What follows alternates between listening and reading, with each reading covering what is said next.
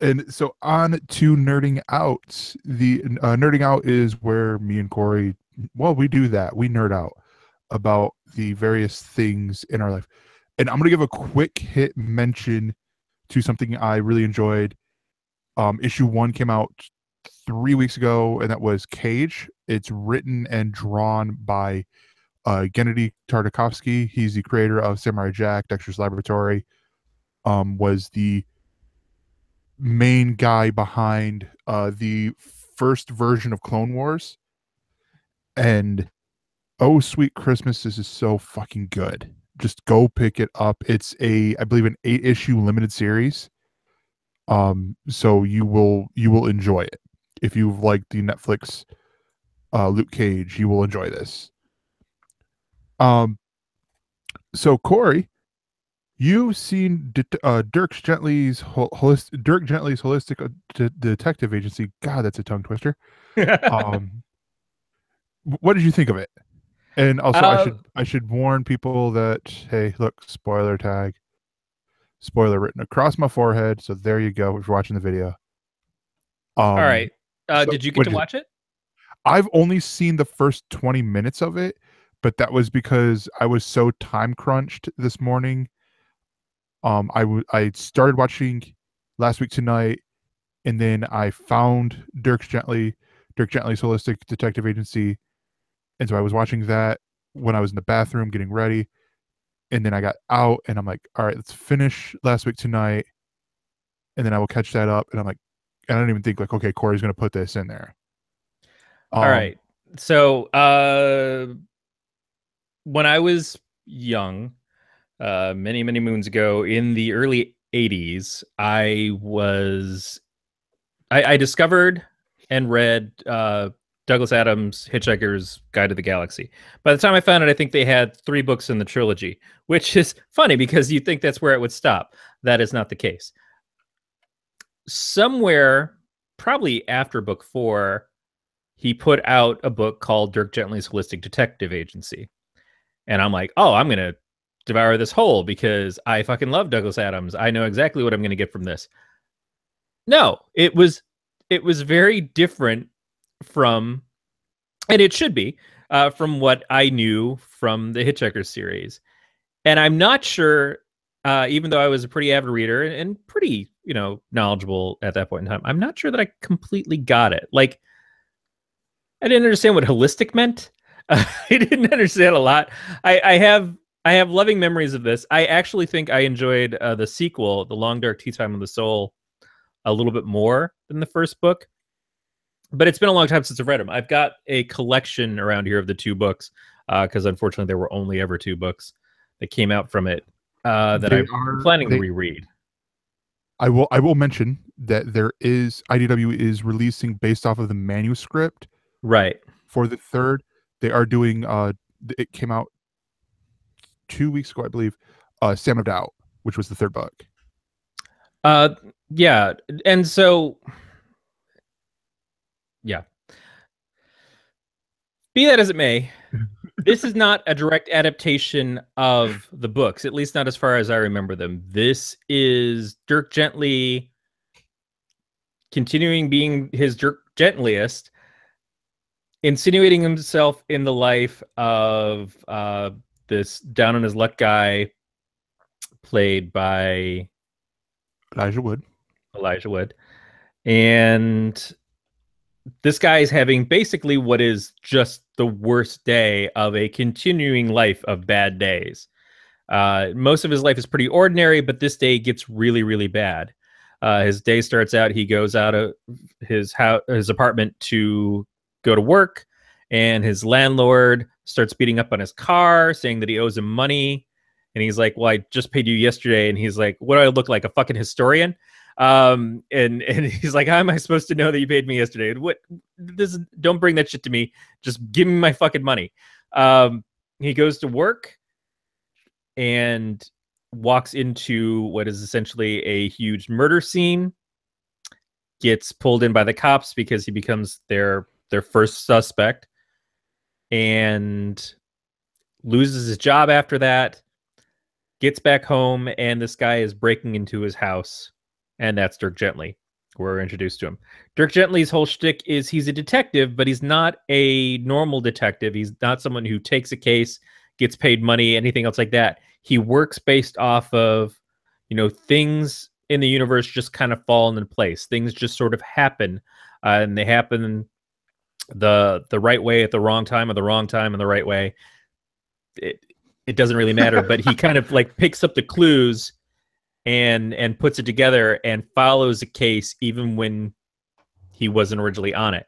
And he's determined that Elijah Wood is now his new sidekick, his assistant. It's a little bit Doctor Who in the fact of like, instantly, I found you and you're my new companion. And Elijah does this great line of like, I'm not your fucking Watson. But I think Watson kind of feels like that in the Sherlock series currently on BBC, sometimes on BBC. We've seen this before.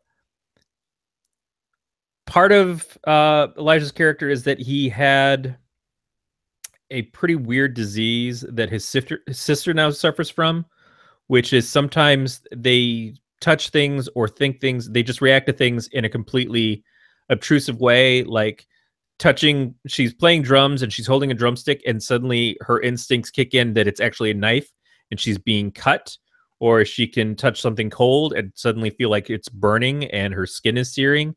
And so it makes it so that she's afraid to go outside and she's afraid to just live her life. And part of Elijah's money problems lead to like trying to help her, and his parents, who at one point had money, were affluent enough, spent all of their money trying to get him help when he was younger. So now they can't really help her and they can't help him. And part of that's whole reason of why his life is so hard. A lot of other stuff starts happening and it all gets really crazy really fast. There is the introduction of an assassin who comes up and starts killing wantonly and runs into this guy. I'm not even sure who the guy is, but she kills the other guy that he's with and then comes up and tries to kill him. And then he's like, why are you trying to kill me? And she's like, because you're fucking Dirk Gently. He goes, I'm not Dirk Gently. She's like, how are you not? She's a holistic assassin in the way that Dirk is a holistic detective. I thought that was pretty interesting. I thought that was a good thing to add into this. There's also this group called the Rowdy Three, when there's 4 of them, which is very Douglas Adams-y again. I think there's a lot of parts in this that feel straight out of a story that Douglas would have written. That just kind of weirdness, and this bigger, fuller story that you're only getting little slivers of that starts to add up to something, and in the end will all make sense. But a lot of this comes down to the performances, and I think Elijah's actually pretty good in this. It doesn't feel too far apart from things that he's done before. It's not dissimilar from the one where he had the dog Wilfred? that kept, Wilfred. Yep. Except he's not getting high in this, as far as I know so far. Yet. And I wouldn't blame him if he did. But I think the hardest part of the show for me at the moment is the guy playing Dirk Gently himself. Samuel Bennett, I believe is his name. Yeah, he's fine, but he's just so clean. And he's wired in a way that, again, a lot of this feels like it's an attempt of doing the Doctor. Certainly a Matt Smith version of the Doctor, but just sillier. Yeah. And I think it's okay, but it's not again who I would choose.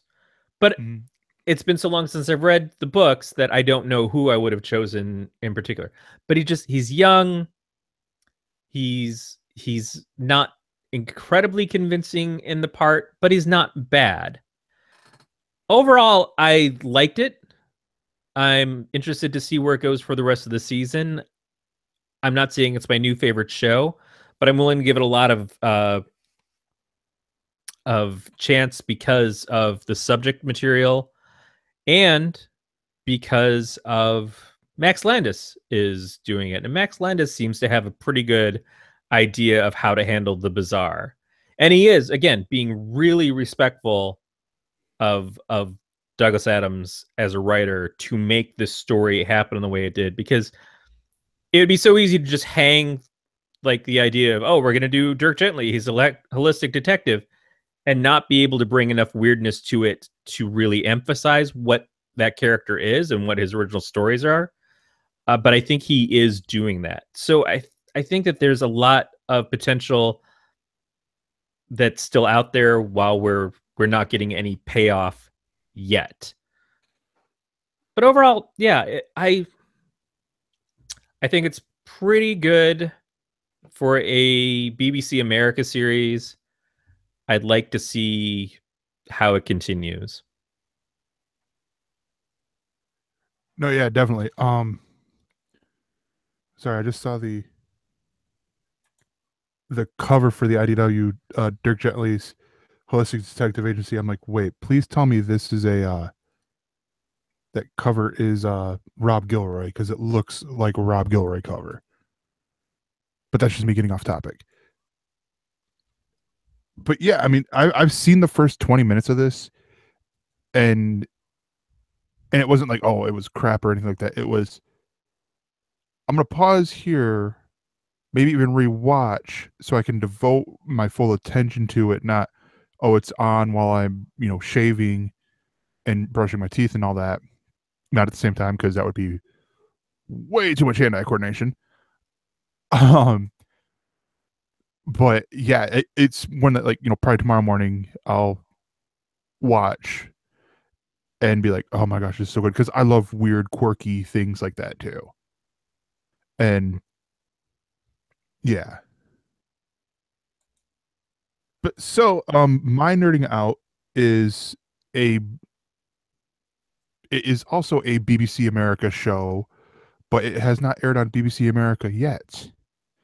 And this is uh the Doctor Who spin-off, The Class. And this there's not really any big name stars, but Peter Capaldi is in the pilot, and I guess according to Beat, if you find certain ways, you could see the first two episodes. That actually reminded me, I wanted to check on seeing if iPlayer had them both. But this is a different spin or a different take on a Doctor Who universe show. Um, and there, I was surprised when I heard. Ah, damn it! There, the second one is up there. Um, and I'm gonna say right now, I love the name of the titles. So the pilot, the first episode was "For Tonight We Might Die." The second name of the second episode is "The Coach with the Dragon Tattoo." I love these titles. These are really creative titles, and I love it. But you're following these um group of four students and their teacher. Well, you quickly find out that some S is going to hit the F, um, and that one of these students is not really human, and their teacher is his guardian, and not by choice. And there's some things in there that are explained. They do flashbacks really well, like with telling with the origin. So the pilot does have a little, I should say, the pilot does have a little bit of pilotitis in there. Like they have to explain a lot. Um, and but it is a really clever, really cool thing that they do. They do have things set up for, at least the first series. And again, this is British TV show, so I will use series. But overall, I really did enjoy the show. I was surprised when they swore, because I'm like, wait, what? Well, it's BBC Three, so I guess they can swear. But it was, with what I had heard, like it wasn't going to be, um, but and it sort of makes sense. It wasn't going to be like Torchwood, where Torchwood was like the HBO of Doctor Who, or Stars of Doctor Who, where there would be a lot of swearing. There would be more adult Doctor Who After content. Dark. Yeah, Doctor Who After Dark. and then you had Doctor Who, which was for everyone, and then You had Sarah uh Jane, the Sarah Jane Chronicles, which was on CBBC, so or yeah, CBBC, which is which Saturday was morning Doctor Who. yeah, essentially. This is um this is the later seasons of Degrassi, Doctor Who. That probably my best way to describe it is that it's because it's this material that you can understand more, for the younger kids. Um, yeah, it's a classier Misfits. Thank you, Pete. It's actually a great way to describe it. For American viewers, would you say that it's something that you might see like Doctor Who on Freeform slash ABC Family, or is it um, more Doctor Who CW? it's more actually that's a tough one because in story wise, like how the characters are, I would say um a little more CW, but it's in the middle. Like it's like maybe 51% CW, 49 freeform. Um, but I would see for like the potential for language, I would see it more on FX or FXX or whatever other FXXXXX show or channel that they have. Um, All those X's, that sounds more like Torchwood. FX8, the Ocho.